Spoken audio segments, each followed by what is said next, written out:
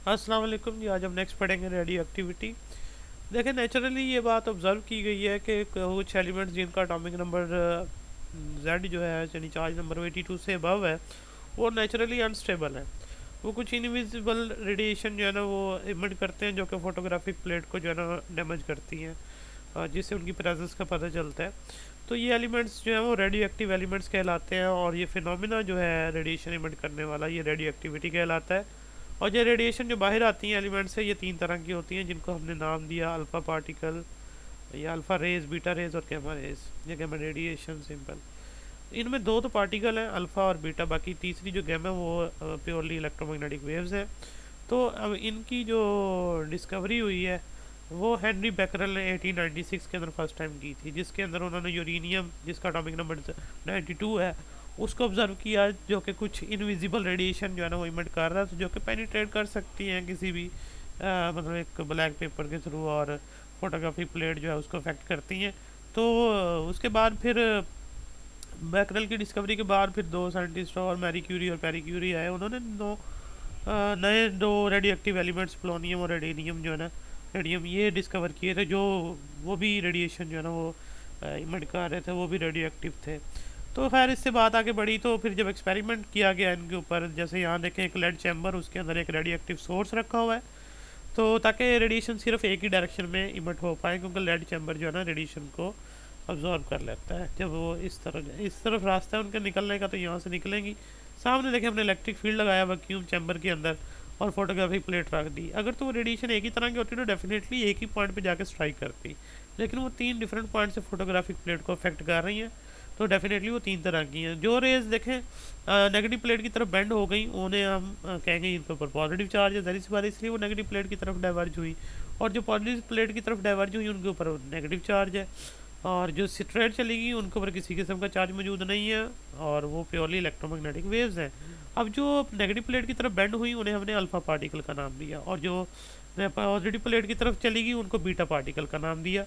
तो ये जो दोनों थे, ये पार्टिकल जो थे और चार्ज पार्टिकल थे, इस वजह से वो इलेक्ट्रिक फील्ड के अंदर अपनी डाइवर्जेंस शो कर रहे हैं। जबकि जो तीसरी है गैमा रेडिएशन, वो किसी किस्म की डाइवर्जेंस शो नहीं करती, वो स्ट्रेट चलती हैं, इस वजह से उन्हें कहा गया ये प्योरली इलेक्ट्रोमैग्नेटिक वेव्स हैं।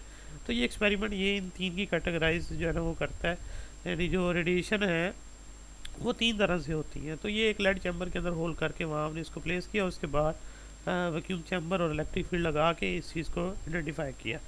अब आज इन टाइप्स की जो मतलब ये जो रेडिएशन की टाइप्स हैं, हमने जो तीन एक्सपेरिमेंट से डिस्कवर की हैं, इनकी नेचर जो है ना वो स्टडी करते हैं।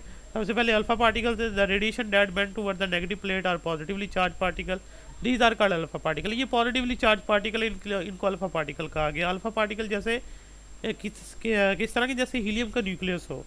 मतलब हीलियम के न्यूक्लियस में क्या है कि आप दो इलेक्ट्रॉन जो उसके पास है हीलियम एटम के पास, वो आप रिमूव कर दें, बाकी जो रहेगा दो देखें, दो प्रोटॉन और दो न्यूट्रॉन होंगे, तो वो एक पॉजिटिवली चार्ज पार्टिकल होगा, जिसके ऊपर +2e चार्ज होगा, और मास नंबर 4 होगा, चार्ज नंबर 2 होगा।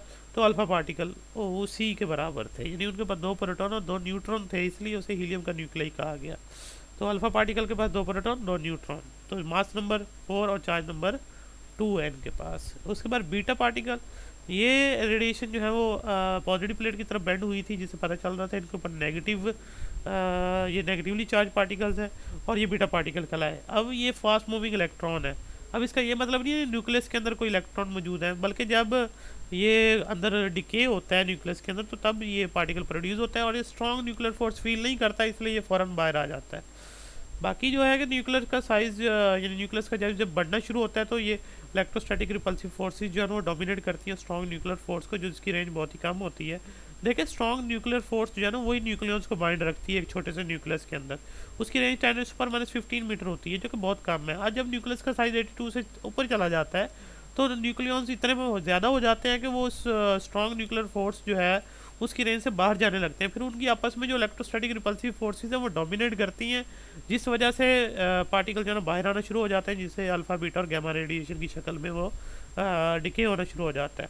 तो इस वजह से जब पार्टिकल यानी कि न्यूक्लियस के अंदर जब कोई डिके होता है, यानी कि न्यूट्रॉन जब डिके करता है खासकर, तो न्यूट्रॉन जब डिके करेगा तो उससे beta particle, negative beta particle emit होंगे। जब प्रोटॉन डिके करेगा तो पॉजिटिव बीटा पार्टिकल भी इमिट होंगे जिसे पॉजिट्रॉन कहते हैं, वो तो खैर यहाँ नहीं है अब। तीसरा इलेक्ट्रॉन कैप्चर भी होता है, पहले ऑर्बिट का इलेक्ट्रॉन समटाइम न्यूक्लियस कैप्चर कर लेता है और न्यूट्रॉन के प्रोटॉन के साथ जाके वो डिफ्यूज़ होता है, तो फिर वो न्यूट्रॉन बन जाता है। तो ये 3 तरह का बीटा डिके होता है यहाँ पे। तो न्यूट्रॉन डिके करेगा तो नेगेटिव बीटा पार्टिकल इमिट कर देगा, प्रोटॉन में कन्वर्ट हो जाएगा। प्रोटॉन डिके करेगा तो न्यूट्रॉन में कन्वर्ट हो जाएगा, पॉजिटिव बीटा पार्टिकल जो है ना वो इमिट कर देगा। तो इस तरह तीसरा जो है वो गैमा रेडिएशन है। ये रेडिएशन जो है ना स्ट्रेट चल रही है, इन्होंने किसी किस्म की बेंडिंग शो नहीं की, जिससे पता चलता है इनके ऊपर कोई चार्ज नहीं है, कोई मास नहीं है। तो ये इलेक्ट्रोमैग्नेटिक वेव्स हैं, जैसा कि एक्स रेज होती हैं और बाकी जो अल्ट्रावायलेट रेज हैं। तो इन रेज के बारे में कहा गया ये शॉर्टर वेवलेंथ की है और इनकी वेवलेंथ जो है ना वो बहुत कम है और फ्रिक्वेंसी बहुत ही ज़्यादा, तो एनर्जी भी बहुत ज़्यादा है। तो अब आगे देखें न्यूक्लियर ट्रांसमिटेशन। अब ये जो 3 रेडिएशन इमिट होती हैं, तो ये न्यूक्लियस के अंदर जो चेंजेस आती हैं उस वजह से होते हैं। यानी ये जो 3 तरह की रेडिएशन इमिट होती हैं, ये न्यूक्लियस के अंदर चेंजेस आने से होती हैं और वो चेंजेस जो है ना वो न्यूक्लियर ट्रांसमिटेशन कहलाती हैं। तो उसमें एक ये होता है कि एक जो एलिमेंट है या कोई भी यानी कि स्पेसिफिक सैंपल है जिसको आप ऑब्जर्व कर रहे हैं, उसके अंदर जितने एटम्स हैं वो यानी डिके करने के बाद नए न्यूक्लियस के अंदर या नए एलिमेंट के अंदर कन्वर्ट हो जाते हैं। तो उसे हम पेरेंट्स और डॉटर का नाम देते हैं। यानी जो पहले से मौजूद एटम होते हैं, यानी अभी तक जिन्होंने कोई फिनोमिना शो ना किया हो, उसे हम नाम देते हैं ये पेरेंट एलिमेंट है। और जो डिके करने के बाद वो उसके न्यूक्लियस में चेंज आएगा और वो नया एलिमेंट बनेगा, उसे हम डॉटर एलिमेंट का नाम देते हैं। तो रेडियो एक्टिविटी जो है ना वो प्योरली नेचुरल फिनोमिना है, उसके ऊपर एक्सटर्नल फैक्टर्स यानी कि जो फिजिकल और या केमिकल कंडीशन है उसको चेंजेस करने का इसके फैक्टर्स यानी न्यूक्लियर ट्रांसमिटेशन के ऊपर कोई फ़र्क नहीं आता। रेडियो एक्टिविटी प्योरली नेचुरल है, वो अपनी मर्जी से डिके करते हैं। तो अब यहाँ पर ये रेडिएशन जो इमिट होती है न्यूक्लियस से, उससे न्यूक्लियस के अंदर जो चेंजेस आती हैं, एक नया एलिमेंट बन जाता है या नया न्यूक्लियस बनता है। तो उस न्यू एलिमेंट को या न्यू न्यूक्लियस को हम नाम दे देते हैं डॉटर न्यूक्लियस या फिर डॉटर एलिमेंट, जो भी बनेगा।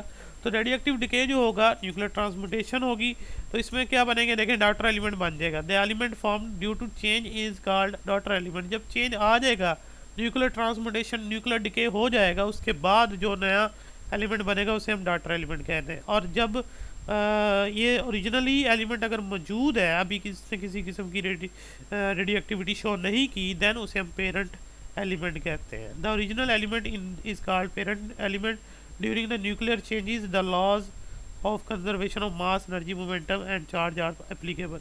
यानी ये जो रेडियो एक्टिविटी का फिनोमिना है, इसके अंदर ये सारे लॉ वैलिड है, किसी लॉ की वायलेशन नहीं होती। तो न्यूक्लियर डिके के अंदर अल्फा पार्टिकल, बीटा और गैमा रेज जो इमिट होती हैं, तो इन तीनों को जो है ना हम नाम ही ये दे देते हैं अल्फा डिके, बीटा डिके और गैमा डिके। सबसे पहले देखें अल्फा डिके। अल्फा डिके होगा ना जब, तो ये जर्नली देखें क्वेश्चन को रिप्रेजेंट किया गया एक्स, इसका चार्ज नंबर जेड और मास नंबर ए, तो z-2 और a-4, क्योंकि अल्फा पार्टिकल जब इमिट होगा वो 2 प्रोटॉन 2 न्यूट्रॉन के साथ इमिट होगा। तो जाहिर सी बात है जो न्यूक्लियस है उसके मास नंबर में 2 की कमी हो जाएगी, चार्ज नंबर में 2 की कमी हो जाएगी और मास नंबर में 4 की कमी हो जाएगी। तो इस तरह से वो जो नया एलिमेंट बनेगा वो डॉटर एलिमेंट कहलाएगा। इसमें देखें एक्स जो है वो पेरेंट एलिमेंट है, जबकि जो वाई बना है अल्फा पार्टिकल के इमिट होने के बाद वो डॉटर एलिमेंट होगा।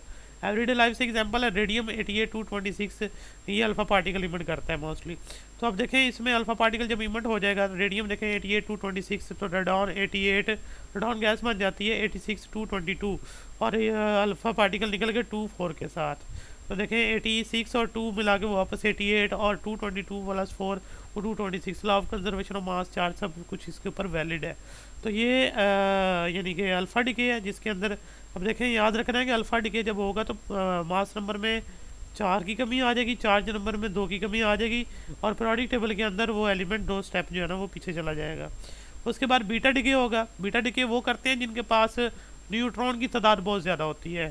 तो यहाँ पर देखें बीटा पार्टिकल जो इमिट होगा न्यूक्लियस के अंदर से, वो बीटा पार्टिकल तो नेगेटिवली चार्ज पार्टिकल, उसके पास मास नहीं होगा क्योंकि उसके पास ना तो प्रोटॉन है ना ही न्यूट्रॉन होगा, इसलिए मास नंबर में कोई चेंज नहीं आता जब बीटा डिके होता है। लेकिन चार्ज नंबर में चेंज आ जाता है क्योंकि एक न्यूट्रॉन प्रोटॉन में कन्वर्ट होता है। जब एक न्यूट्रॉन प्रोटॉन में कन्वर्ट होगा तो डेफिनेटली क्या होगा, एक प्रोटॉन में इजाफा हो जाएगा, लेकिन उनकी टोटल अमाउंट सेम रहेगी, इसलिए मास नंबर सेम रहता है। तो देखें एक जर्नल इक्वेशन एक्स, उसका चार्ज नंबर जेड और मास नंबर ए, तो देखें वाई नया बन गया z+1 और ए और प्लस नेगेटिवली बीटा पार्टिकल। तो नेगेटिव -1 और इधर देखें +1 लगा रही है तो वापस Z हो जाएगा। अगर आप law of conservation of charge mass लगाते हैं तो 0 है ऊपर A है तो उधर A ही रहेगा। तो अब यहाँ पर देखिए थोरियम जो है वो 92 के साथ जो है ना वो बीटा पार्टिकल इमिट करता है और प्लाटीनियम में कन्वर्ट हो जाता है। थोरियम देखें 90 तो 233 और देखें प्लाटीनियम 91 233 वो minus negative beta particle emit करके प्लाटीनियम प्रोटेक्टीनियम सॉरी उसमें कन्वर्ट हो जाता है। थोरियम जो है प्रोटेक्टीनियम में कन्वर्ट हो जाता है। तो ये बीटा डिके हो रहा है यहाँ पे। उसके बाद गैमा डिके है। गैमा डिके जो होता है वो न्यूक्लियस से जब अपनी एक्साइटेड स्टेट में मौजूद होता है कहीं से एनर्जी अब्जॉर्ब करने के बाद, तो जब वो अपनी ग्राउंड स्टेट में वापस आता है, जब जो दो एनर्जी स्टेट्स के अंदर जब वो फॉल करता है तो फिर वो जो एनर्जी इमिट करता है वो in the form of gamma rays होती हैं। तो अब इससे गैमा रेज जो है वो प्योरली इलेक्ट्रोमैग्नेटिक वेव्स हैं। इससे उसके अंदर ना तो मास है ना चार्ज है, इसलिए जो न्यूक्लियस ये इमिट कर रहा है उसके चार्ज और मास नंबर में किसी किस्म का कोई चेंज नहीं आता, क्योंकि ये सिंपली फोटॉन्स हैं, इलेक्ट्रोमैग्नेटिक वेव्स हैं। इस वजह से एक्साइटेड न्यूक्लियस जो है ना वो इमिट करता है। जैसे एक्साइटेड एटम जो है वो फोटोन ऑफ एनर्जी इमिट करके अपनी ग्राउंड स्टेट में वापस आ जाता है हायर स्टेट से, बिल्कुल उसी तरह जो न्यूक्लियस है वो भी जब एनर्जी अब्जॉर्ब कर रखता है तो वो एक्साइटेड स्टेट में होता है, और जब वो ग्राउंड स्टेट में आता है तो वो गैमा रेडिएशन इमिट करता है। तो यहाँ देखें एक्स और जेड और ए उसका जो charge number Z sorry charge number, A mass number, star लगाया हुआ है ऊपर।